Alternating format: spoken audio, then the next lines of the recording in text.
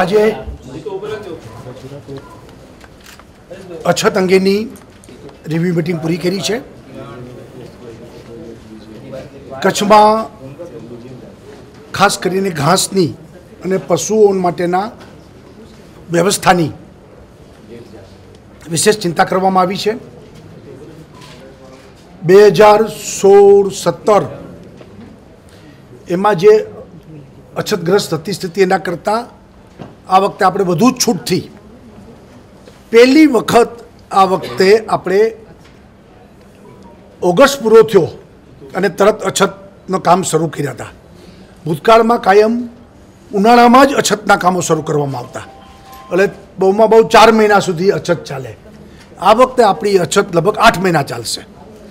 એટલે સ્વાભાવિક છે કે બધી વસ્તુમાં કન્ઝમ્પશન, ખર્ચ એ બધું વધારે થવાનું છે, પણ સરકારે છૂટ આપી છે.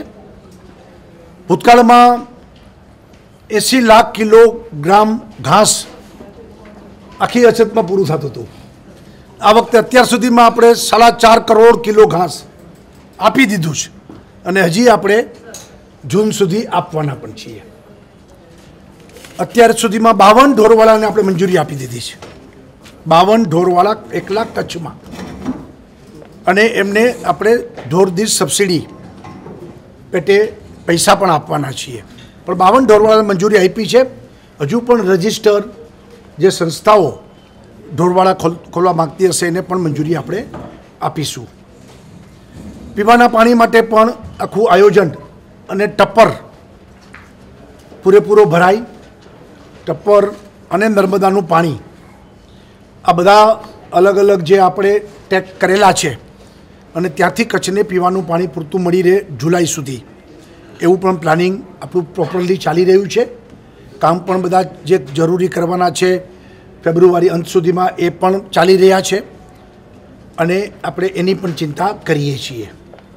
ખાસ કરીને 2 ડિસેલિનેશન પ્લાન્ટ મકર સંક્રાંતિ પહેલાં એના ટેન્ડર બહાર પડી જશે. કચ્છના 3ના 2 દિવસ પહેલાં બહાર પડી ગયા.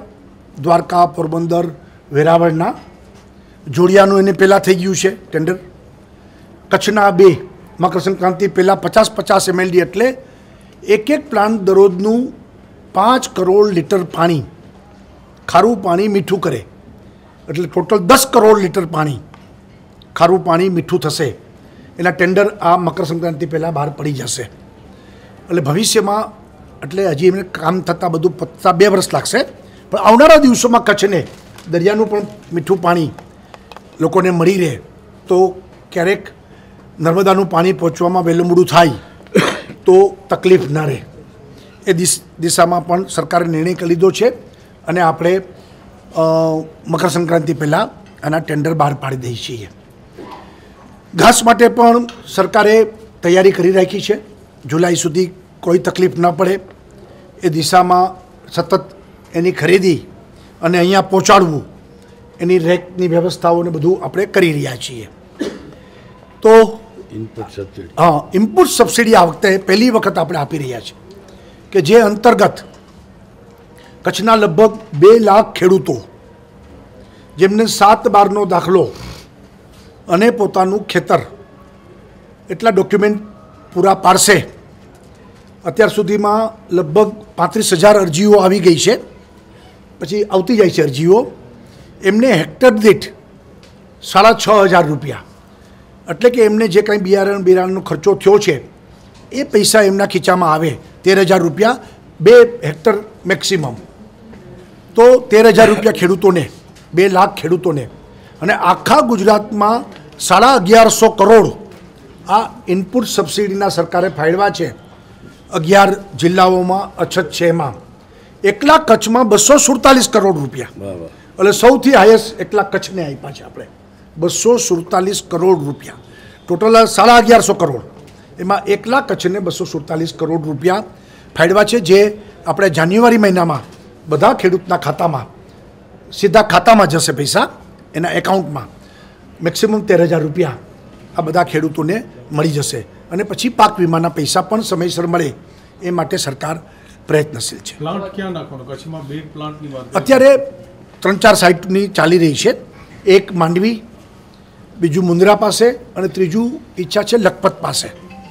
એમાંથી 2 જગ્યાએ આ પ્લાન્ટ નાખવામાં આવશે. લખપતમાં આજે નર્મદાનું પાણી પાઇપલાઇન દ્વારા પહોંચ્યું છે, પીવાનું પાણી પહેલી વખત.